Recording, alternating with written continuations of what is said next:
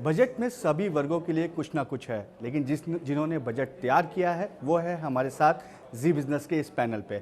हम स्वागत करेंगे finance secretary TV Somanathan sir का और दीपम सेक्रेटरी तुहिन खान पांडे सर का। सर, सबसे पहले मैं फाइनेंस सेक्रेटरी सर से शुरुआत करना चाहूँगा। सर, 10 लाख करोड़ का कैपिटल एक्सपेंडिचर का टारगेट सर किसी को उम्मीद नहीं थी, लेकिन क्या लगता है सर इस साल हम इस चीज़ को पूरा कर पाएंगे? क्योंकि जो लास्ट ईयर भी जो स्टेट्स को आपने जो पैसे दिए थे 1 लाख करोड़ का जो आपने बजट रखा था वो अभी तक उन्होंने डिप्लॉय नहीं किया है। इसी वजह से आपने कई और एडिशनल मेजर्स भी लिए हैं और लेकिन टारगेट भी 1,30,000 करोड़ कर दिया। ऐसा है कि इस साल का जो 1 लाख करोड़ का मकसद था state capital expenditure 50 year loan में, उसमें एक कंपोनेंट अनटाइड था, मतलब जिसमें स्टेट्स अपने प्रोजेक्ट्स को प्रपोज कर सकते थे और अगर वो एक्चुअल प्रोडक्टिव कैपिटल प्रोजेक्ट्स थे तो हम उसको स्वीकार कर दें और we use to release the money. वो एक कंपोनेंट है। There is another component where there are certain reforms to be done and then the money is released. ये सेकेंड कंपोनेंट में थोड़ा सा डिले हुआ और इस वजह से हमारा रिवाइज्ड एस्टिमेट में हमने 76% खर्च का जिक्र किया है। 76% ऑफ 1 लाख करोड़ वो भी कुछ कम नंबर नहीं है।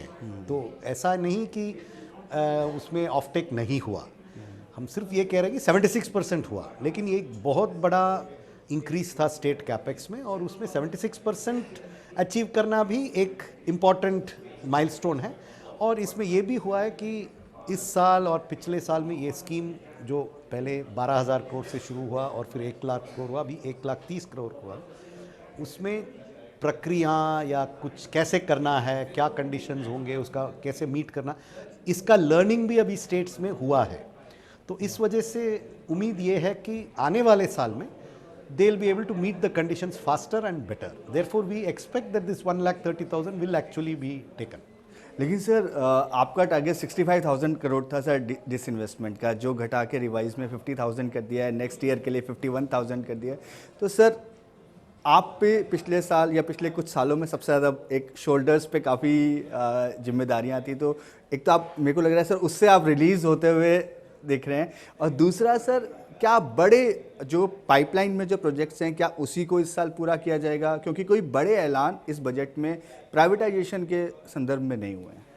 देखिए, हमें पिछले लास्ट 2-3 साल में बहुत ही मार्केट अनसर्टेनिटीज़ का सामना करना पड़ा है आपको। जैसे हम जो चाहते हैं, जैसे कोविड के कारण लगातार जो चैलेंजेस रहे, मार्केट में उथल पुथल जारी रही और ये चूँकि मार्केट लिंक्ड है और इसमें 2 तरह के हैं। एक तो माइनॉरिटी स्टेक सेल हैं जो कि हम OFS या उसके ज़रिए करते हैं या लिस्टिंग करते हैं, और दूसरा इसमें मैनेजमेंट कंट्रोल जब ट्रांसफ़र करते हैं तो जिसको हम प्राइवेटाइजेशन कहते हैं।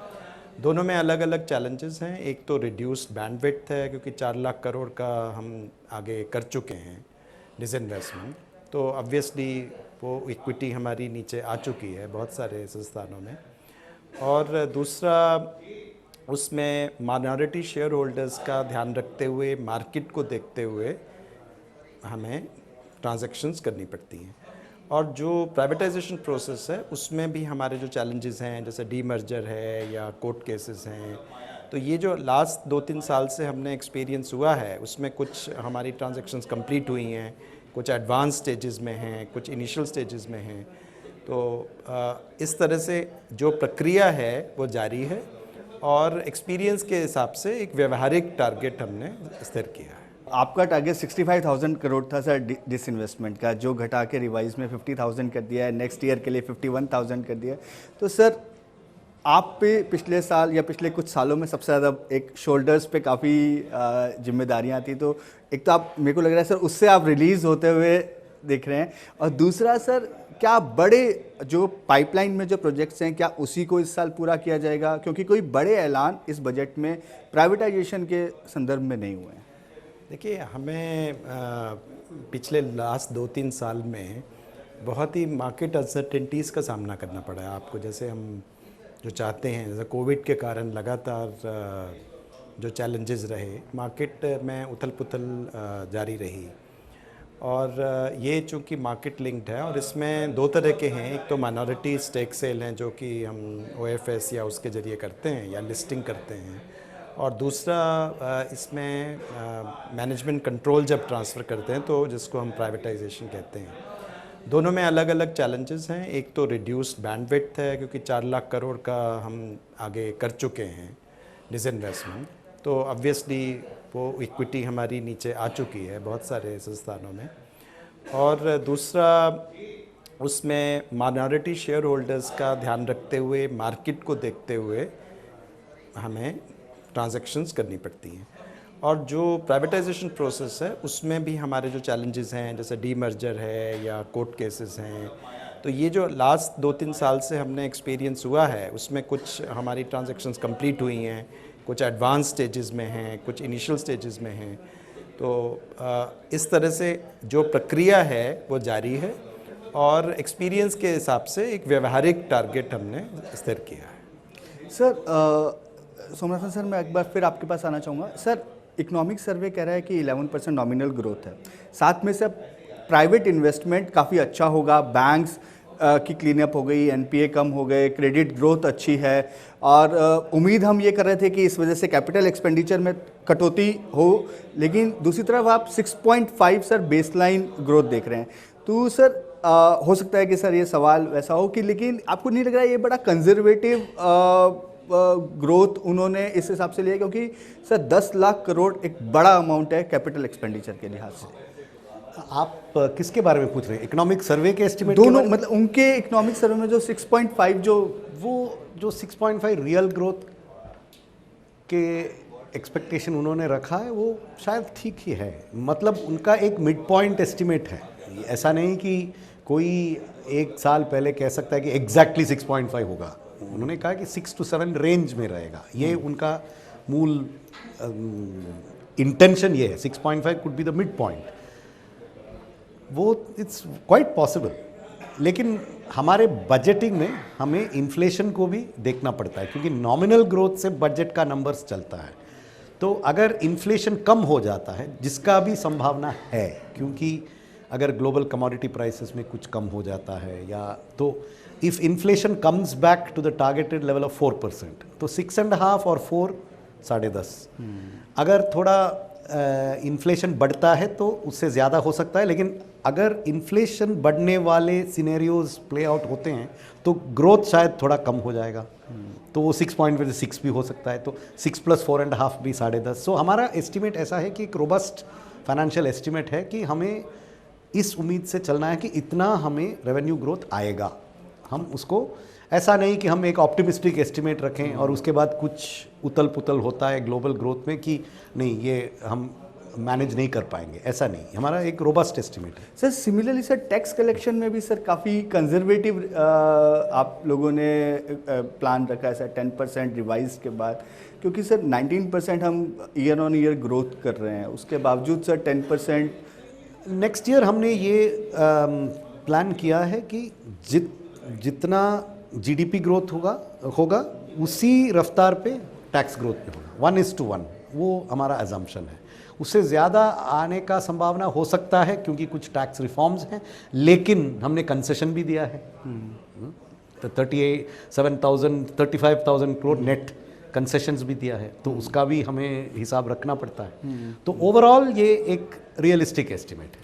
सर जो फर्टिलाइजर सब्सिडी सर आपने 1.91 लाख करोड़ रखी है, सर आपको लग रहा है कि ये क्योंकि 1.75 जो, लेकिन सर इस साल 2.5 के आसपास 2.25 प्रोवाइड किया। हाँ तो सर उस हिसाब से सर आपको लग रहा है कि क्योंकि प्राइसेस अब नेचुरल गैस के थोड़े कम हो रहे हैं या रबी फसल में हम देख रहे हैं कि आपको थोड़ा फ़ायदा मिलेगा, तो क्या उस वजह से हमने कम किया है। हमने एक 20 20% रिडक्शन इन प्राइस हमने एंटिसिपेट किया है। ये इंपोर्टेड नॉन यूरिया फर्टिलाइज़र में भी और डोमेस्टिक गैस बेस्ड यूरिया में भी। तो वी आर एस्टिमेटिंग रफली 20% रिडक्शन ऑन एवरेज। वो भी it depends on international circumstances, but I think it is fairly reasonable to expect 20% decline. Sir कई सारे ऐसे EOIs हैं जिनका हम इंतज़ार कर रहे हैं, स्पेशली कॉनकॉर। सर बजट से इसका लेना देना नहीं है, लेकिन सर आपसे बात करें और यदि EOIs और डिसइन्वेस्टमेंट की तरह बात ना हो तो ये भी अधूरी बात है। तो सर कब तक हम उम्मीद कर सकते हैं सर कॉनकॉर का EOI, शिपिंग कॉरपोरेशन का sir ministry of corporate affairs एक एफिडेविट की इंतज़ार है, बाकी सब हो गया। तो सर कब तक हम उसमें स्पेसिफिक ट्रांजैक्शंस के बारे में मैं तो अभी ये उचित समय नहीं है, लेकिन हाँ जो हमारी ऑनगोइंग ट्रांजैक्शन है उस पर सब कार्यवाही विभिन्न प्रकार की चल रही है और हमें आशा है कि ये आने वाले फाइनेंशियल ईयर में बहुत सारी ये ट्रांजैक्शन जो हैं ये अंत तक पहुंच जाएंगे। सर इवन सर जो NINL है या NMDC का जो स्टील प्लांट है सर, उसमें क्या प्रोग्रेस है सर? EOI कैसा रिस्पांस सर आपको NMDC स्टील के? NMDC स्टील प्लांट में हमारी इनिशियल बिड्स आ गई हैं, तो अब हमारी आगे कार्यवाही बढ़ गई है। सर इन्फ्लेशन सर एक कितना बड़ा कंसर्न अभी भी आपको लग रहा है, और क्या जो इन्फ्लेशनरी मेजर्स आपने लास्ट ईयर लिए थे क्या वो आगे भी आप कंटिन्यू करेंगे? क्योंकि कई चीज़ों पे कस्टम ड्यूटी को ज़रूर कम किया गया है। तो सर आपका आउटलुक इन्फ्लेशन को लेके क्या है? देखिए 2016 में जो स्टैट्यूटरी चेंजेस हुए हैं उसके बाद इन्फ्लेशन को कंट्रोल करने का प्राइमरी जिम्मेदारी रिजर्व बैंक पे है, तो इसलिए हम एक सपोर्टिंग रोल प्ले करते हैं, लीड रोल नहीं। उसमें main measures are those of the Reserve Bank. So and उन्होंने जो कुछ कदम लेना था वो सब ले लिए, मतलब interest rate, other measures, credit measures they have taken. अभी एट द मोमेंट इन्फ्लेशन तो is not a very major concern at this time, because both retail wholesale दोनों इंडेक्स अभी एक within the 4 to 6 range में ही है, और ये भी हो सकता है कि और भी कम हो, इसका भी उम्मीद है।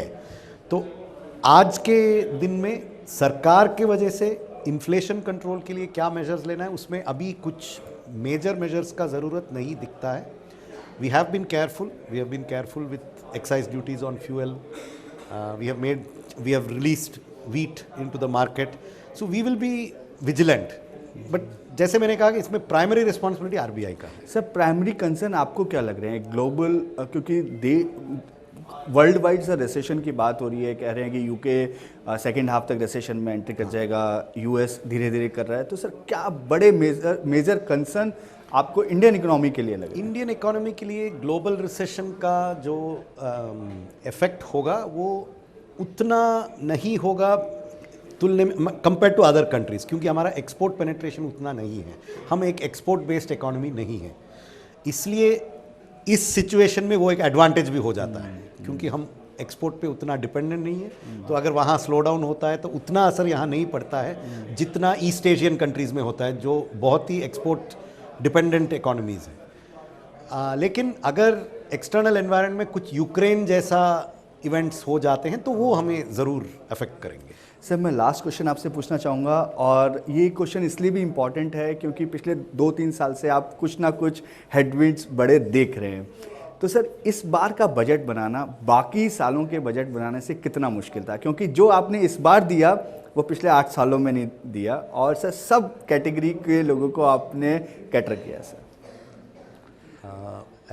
वेल मुश्किल नहीं कहूँगा, ये हमारा काम है, और सरकार तो हमें I mean the government has been very supportive of all the efforts, and इसमें बैलेंसिंग एक्ट मुश्किल था, क्योंकि अगर हम क्या कैपेक्स को बढ़ाएं या फिस्कल कंसोलिडेशन करें, ये एक हमेशा एक चॉइस होता है।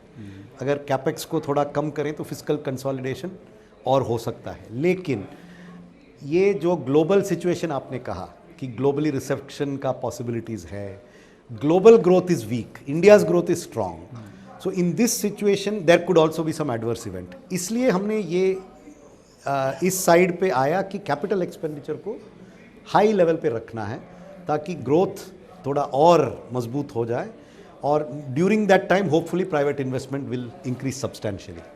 Thank you sir. यहाँ मैं ये भी कहना चाहूँगा कि जो ये एक चीज़ हाईलाइट नहीं हुई है कि जो सेंट्रल पब्लिक CPSEs हैं, पब्लिक सेक्टर एंटरप्राइजेस, वो भी कैपेक्स में एक बहुत रोल करते हैं, तो ये जो 10 लाख करोड़ में वो शामिल नहीं है। राइट 3-3.5-4 लाख करोड़ की इन्वेस्टमेंट्स इंटरनल और एक्सटर्नल बजटरी रिसोर्सेज से सीपीएससीज करते हैं। राइट तो यदि आप ओवरऑल कैपेक्स अप्रोच देखें गवर्नमेंट का, वो उससे ज़्यादा है। एक तो 3 लाख करोड़ के जो grant to build capital assets कर लें, फिर 3.5-4 लाख करोड़ का आपका आईईबीआर से जो कैपेक्स आएगा, तो कैपेक्स का मात्रा जो है वो इट्स ह्यूमंगस। ये बात तो सही है सर, और मैं कई बार सर को भी कहता हूँ कि काफ़ी मुश्किल समय से हम निकले हैं, लेकिन हमारा डिसइन्वेस्टमेंट का टारगेट हो या डिसइन्वेस्टमेंट करना हो, आपको डिविडेंड भी बोलना चाहिए। डिविडेंड हमारा काफ़ी अच्छा आया, और सबसे बड़ी बात हमने स्टेक सेल्स ज़्यादा नहीं किए, उसके बावजूद हम अपना टारगेट अचीव कर रहे हैं। ये एक वास्तव में काबिल तारीफ़ है। Thank you sir, thanks for giving time to Zee Business sir, thank you.